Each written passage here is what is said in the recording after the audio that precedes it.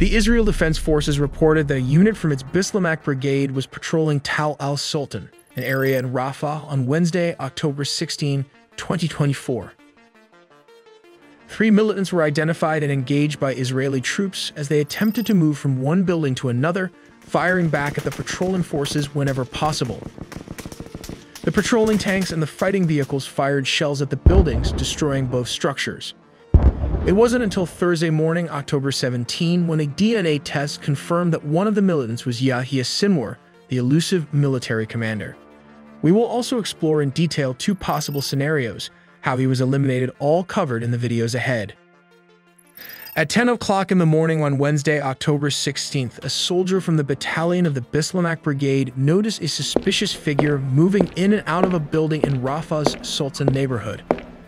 The soldier immediately informed the battalion commander, who assessed the situation. After evaluating the threat, the commander gave the order to open fire on the structure. The gunfight with the militants inside the building were relentless and not surrendering. Around 3 o'clock in the evening, a drone identified 3 individuals attempting to exit the building and move from house to house, using the structures as cover. 2 of these figures moved in front of the IDF line of fire to protect the 3rd figure. This in turn cleared the path for the 3rd individual, who was Sinwar, a high-value target which the IDF didn't know. The situation involved 2 key buildings. Building A is one where Sinwar's bodyguards had taken up positions, and the other structure B to which Sinwar moved. It was at this moment that the IDF forces targeted both buildings. It first opened fire on the structure where the bodyguards were positioned, using machine gun fire to neutralize the threat and clear a path. The operation accidentally isolated Sinwar, who had relocated to the 2nd building. As the situation unfolded, the IDF tanks, shell, and ground forces coordinated their efforts. After firing on the 1st building, they reloaded and redirected their fire towards the 2nd building where Sinwar had taken cover.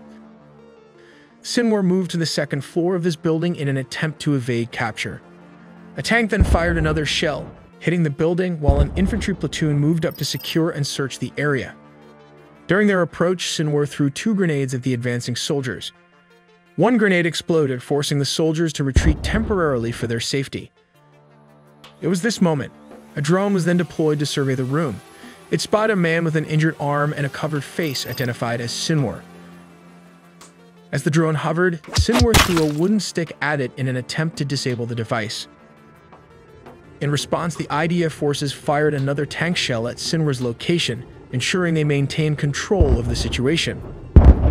It was at this moment the whole building was partially destroyed and the figure was crushed by the rubbles. This is scenario 2. In the south of Gaza, the IDF deployed a significant number of Namur infantry fighting vehicles in the operation. These vehicles were equipped with high-caliber guns and missiles mounted on their tops, allowing for both heavy firepower and precision strikes. According to reports from an IDF soldier, the forces targeted the building where Sinwar was believed to be hiding. They launched a missile from one of the Namur IFVs, striking the structure with huge explosion. To verify the success of the strike, the IDF then deployed a drone to inspect the aftermath and confirm whether Sinwar had been killed. On Wednesday, October 16th, the troops were unaware that the individual they were targeting was Sinwar himself. When the drone entered the demolished building, it captured footage of a man with his face covered, but did not know he was a high-value target. In response, the IDF directed additional fire at his location. This concentrated fire ultimately eliminated Sinwar. It wasn't until the next day, Thursday, October 17th, when IDF soldiers arrived on the scene, that they confirmed the identity of the individual killed as Sinwar. The soldier reporting the event noted that this confirmation was based on visual inspection, once they were physically at the site. However, out of caution, the troops suspected that the building might have been booby-trapped. To avoid any casualties from potential explosives, they chose not to remove the corpse immediately. Instead, they retrieved a part of Sinwar's finger and sent it to Israel for DNA testing to confirm his identity. Later that same day, after conducting thorough checks and ensuring the area was safe from any remaining threats or traps, the IDF managed to extract Sinwar's body. The remains were then transported to Israel for further examination and handling. Before we move into Sinwar military strategy, as an engineering channel, we'll first look into how to fire the Israeli Merkava tank. Now let's explore the interior of the tank, where we find the commander weapon station. The most prominent feature here is the primary sight extension, ensuring that both the commander and the gunner share the same view. On the side, you can see the commander display unit. This is the commander control system that tracks targets using the panoramic 360-degree sights and moves as demonstrated in this animation. In summary, the commander can operate the turret, search for targets, and fire the gun. Let's take a closer look at the gunner station. This section is referred to as the gunner handle, with the two black handles serving as the primary controls. Above them, you'll find a smaller red switch, which of course is the trigger. When this switch is pressed with both safeties disabled, the result is the firing of the 120mm gun. It's important to note that the gunner can operate this set of switches on one side. When pressed and held, the gunner can rotate the turret as demonstrated in the animation. These switches can also be used to elevate and depress the gun too when both of them are pressed and rotated. The result of these actions can be observed from outside the tank. When the gunner releases the switch, the gun movement stops. Located immediately adjacent to the commander is the loaders section. What is particularly intriguing is the loader's capability to choose an electrically operated revolving magazine for the type of ammunition required. The tank is equipped to house 48 rounds of ammunition, each securely stored within its protective container. An electrically operated revolving magazine is designed to accommodate 10 rounds that are readily available for immediate use. This setup serves to prevent a cook-off scenario when the tank is struck by enemy rounds. Additionally, the tank is equipped with a 60mm mortar positioned within the turret. When the situation calls for it, the operator can initiate the firing of the mortar round. When ready, the loader can fire the mortar round as shown in this visualization. Sinwar was born in the Khan Yunis refugee camp in Egyptian-ruled Gaza in 1962. After the assassination of Haniyeh, he became the top leader in Gaza. Sinwar was smart enough to sanction tunneling methods, ranging from simple manual strategies to slightly advanced methods like forepoling and drilling blasts for hardened rocks. He understands that tunnels can be reinforced with concrete to support the weak underground structures in Gaza, which are divided into approximately 7 to 8 levels deep underground.